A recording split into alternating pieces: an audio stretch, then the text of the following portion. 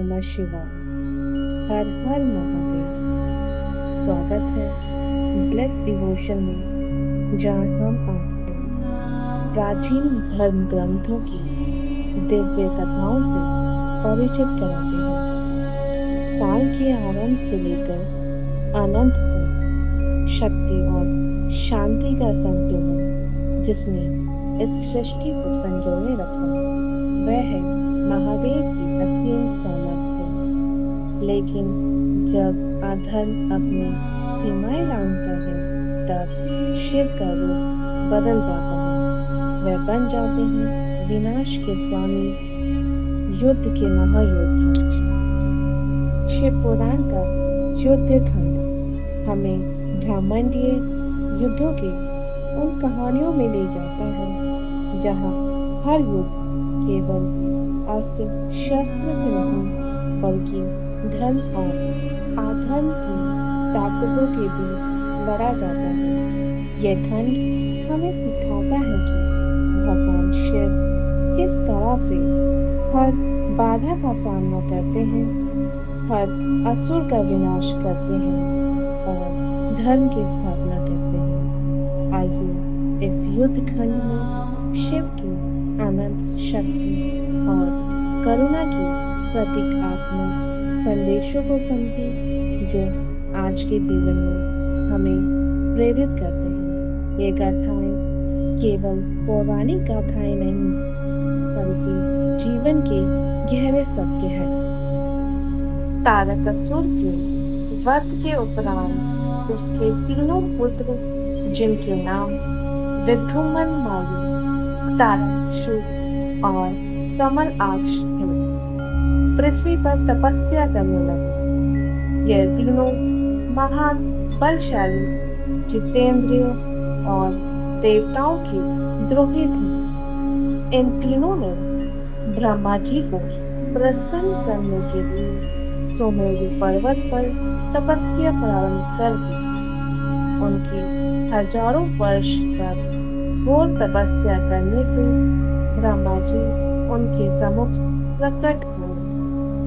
तीनों भाइयों ने ब्रह्मा जी को प्रणाम किया और उनसे बोले, हे ब्राह्मण, यदि आप हमसे प्रसन्न हो तो हमें ऐसा वर दीजिए कि हम सभी प्राणियों से आबद्ध हों।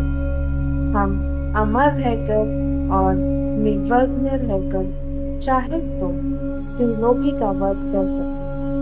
ब्रह्मा जी ने कहा, तुम अमरता छोड़कर कोई दूसरा वरदान मांगो, क्योंकि कोई भी प्राणी अमर तो होता ही नहीं। यह सुनकर तीनों दैत्य बोले, हे प्रभु, हमारे पास ऐसा कोई दुर्ग नहीं है जिसमें शत्रु प्रवेश न कर सके। हमें ऐसे 3 पुरों का निर्माण करा दीजिए, जिसमें धन संपत्ति के सभी सुखदायक साधन उपस्थित हों तथा उन्हें देव या दानव कोई तोड़ न सके तथा अजय हो। तारकाक्ष ने स्वर्ण का, कमलाक्ष ने चांदी का और विद्युमन माली ने लोहे के पुरों के निर्माण की प्रार्थना की।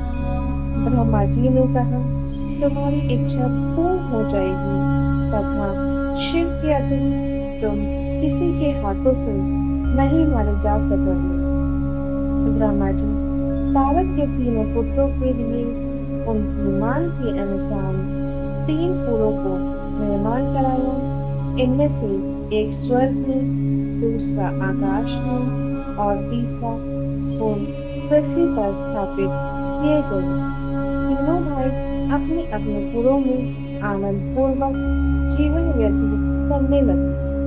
ब्रह्मा जी के वरदान स्वरूप वे महान ऐश्वर्य का सुख भोगने लगे तथा एक छत्र राज्य करने लगे। इन्होंने त्रिलोक अर्थात तीनों लोगों को अपने वश में कर लिया।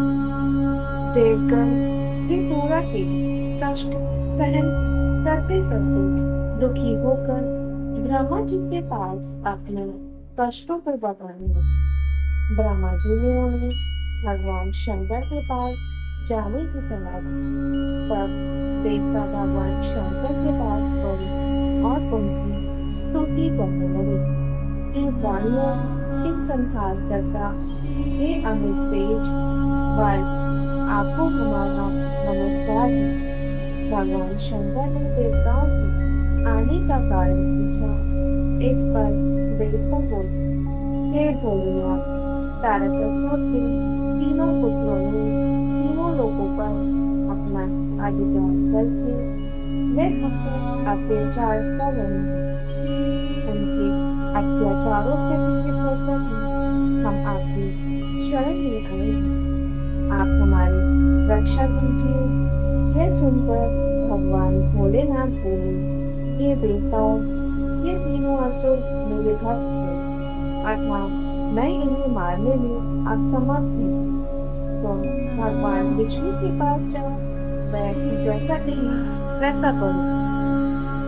अब देवता ब्रह्मांड के साथ भगवान विष्णु के पास गए और उन्हें अपने कष्टों से अवगत कराया। विष्णु जी ने उन्हें यज्ञ करने को कहा। देवताओं से विष्णु जी द्वारा बताए गए यज्ञ का अनुष्ठान किया।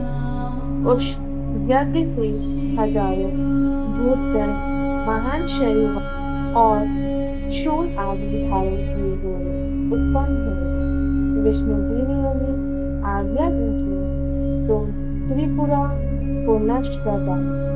विष्णु जी की आज्ञा पाकर वह भूतगण तीनों पुरों में गए, परंतु उन पुरों में प्रवेश करते ही असुरों के प्रभाव से भस्म हो गए।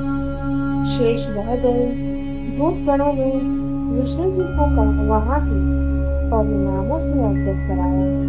तब विष्णु जी ने कहा कि ये असुर शिव पूजन और धर्म कर्म के कारण आबद्ध हैं। उन्होंने सोचा सर्वप्रथम इनका धर्म कर्म और शिव पूजन को नष्ट करना चाहिए, तभी काम बन सकता है। उन्होंने देवताओं को भेज दिया और स्वयं उनके हित चिंतन में लग गए।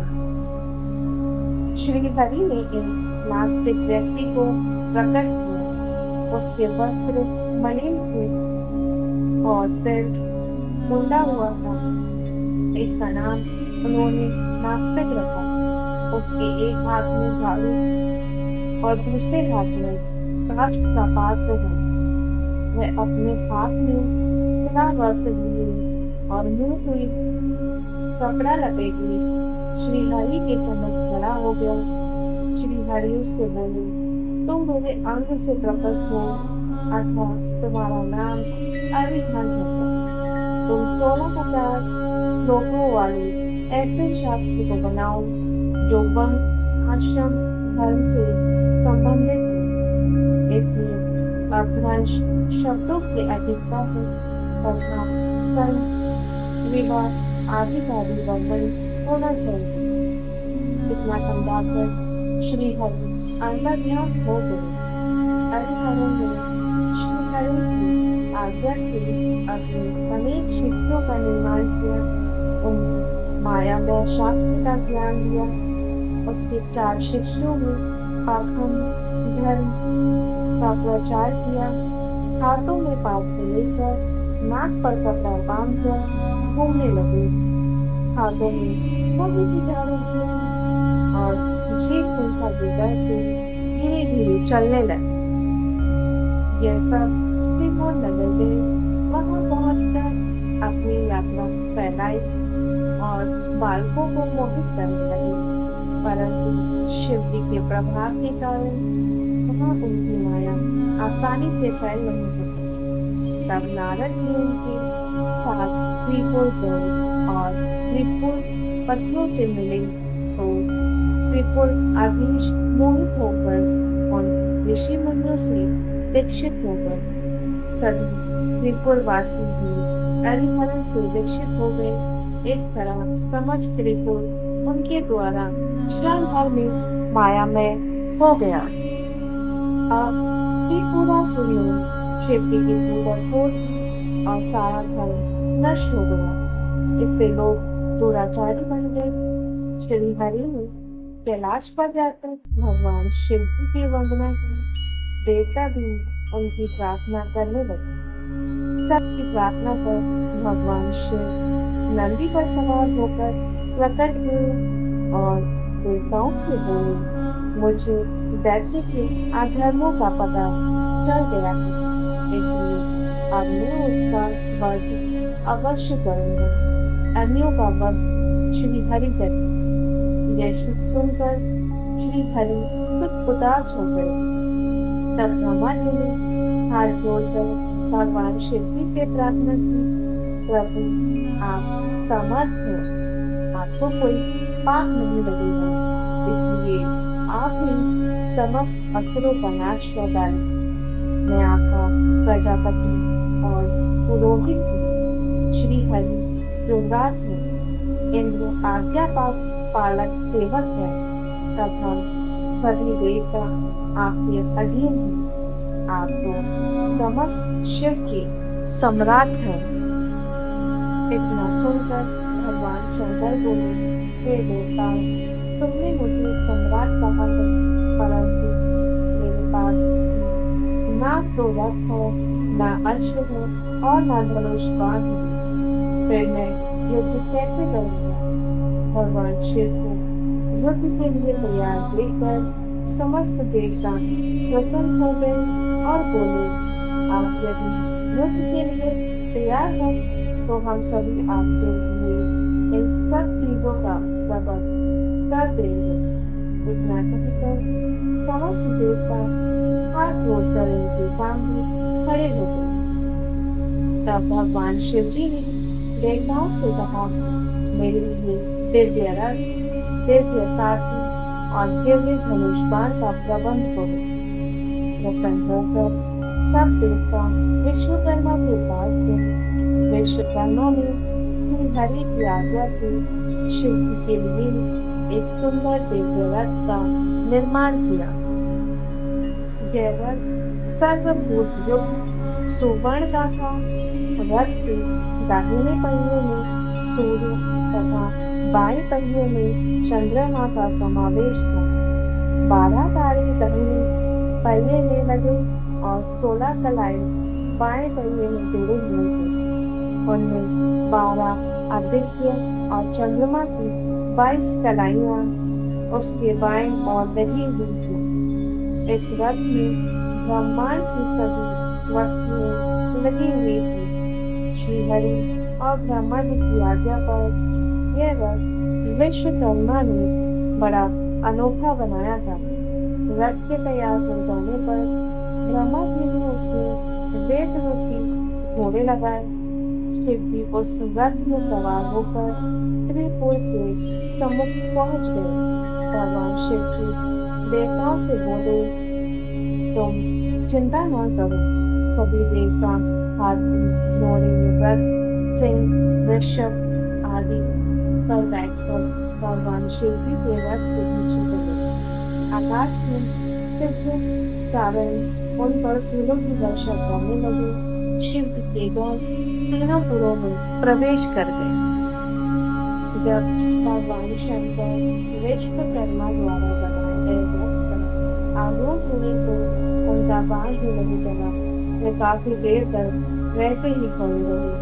आकाशवाणी द्वारा ज्ञात हुआ कि गणेश पूजन नहीं होने के कारण गणेश जी एक पैर के अंगूठे पर खड़े होकर उन्हें विघ्न पहुंचा रहे हैं। भगवान शिव ने गणेश जी का पूजन किया तो गणेश जी प्रसन्न होकर मार्ग से हट गए। अब भगवान शंकर ने धनुष पर पाशुपत बाण चढ़ाकर त्रिपुर संहार की इच्छा व्यक्त की। राक्षसों ने अनादर पूर्वक शिव जी की ओर देखा तो सभी देवताओं ने इन राक्षसों को मारने के लिए शिव जी से निवेदन किया। तभी हजारों सूर्य के समान बाणों ने त्रिपुर वासियों को दग्ध कर दिया। हजारों की संख्या में राक्षस भस्म होने लगे। राक्षसों में शिव जी की पूजा न करने के कारण हाहाकार मचने लगा। तारकाश जब भस्म होने लगा तो वह भक्तिपूर्वक भगवान शंकर की ओर देखकर बोला, ये तो हमें पता था कि आप ही हमें भस्म करेंगे। हमारी हमारी यह मृत्यु बड़े बड़े मुनियों के समान है। आपसे हमारी विनती है कि जन्म जन्मांतरों तक हमारी बुद्धि आप में ही लगी रहे।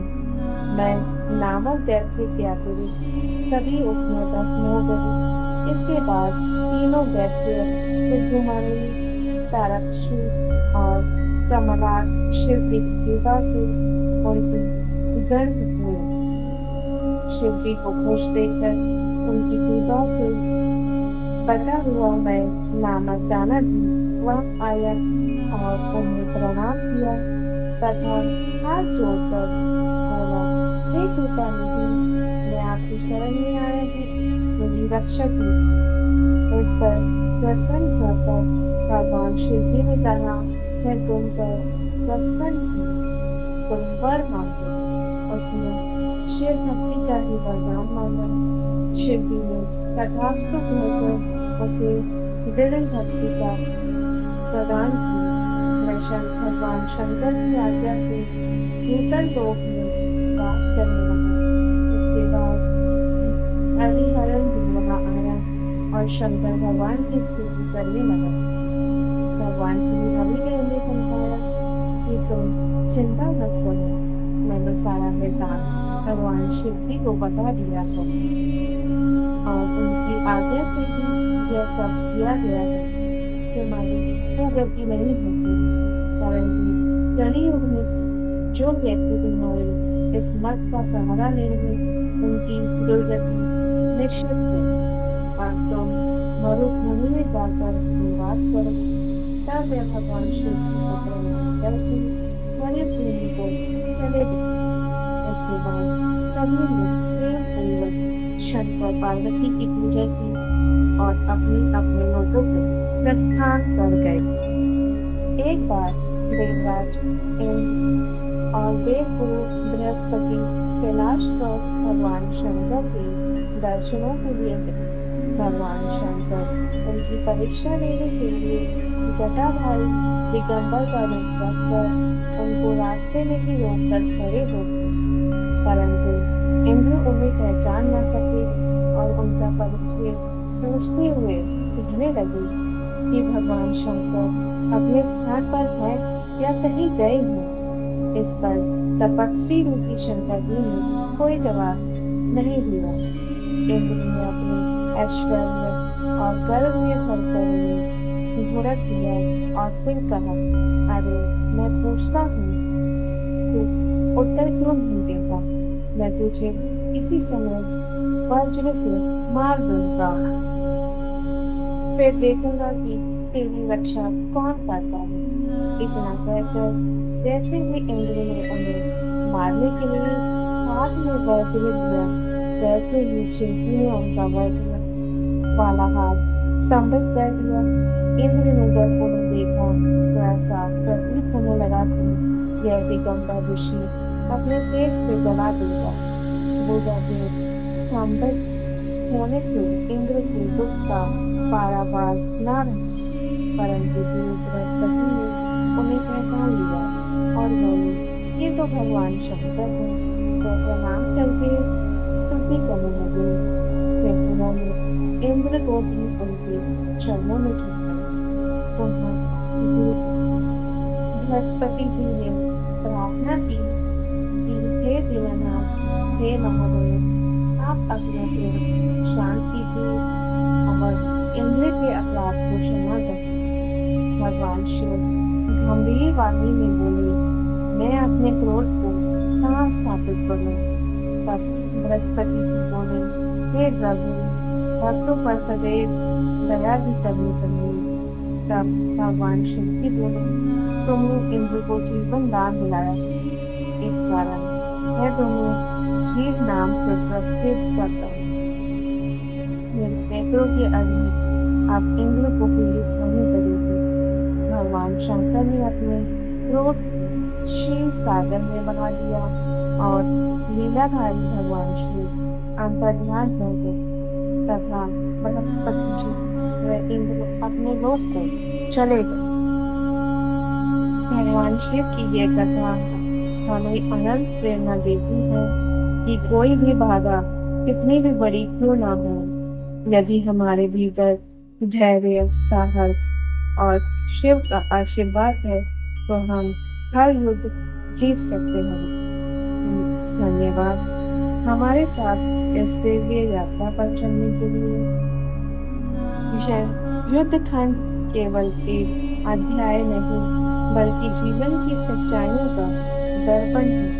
यदि आपको यह वीडियो पसंद आई तो हमारे चैनल ब्लेस्ड डिवोशन को सब्सक्राइब करें, शेयर करें, बेल आइकन दबाएं ताकि आपको भगवान शिव से जुड़ी और भी गहरी जानकारी मिल सके। हर हर महादेव। ओम नमः शिवाय।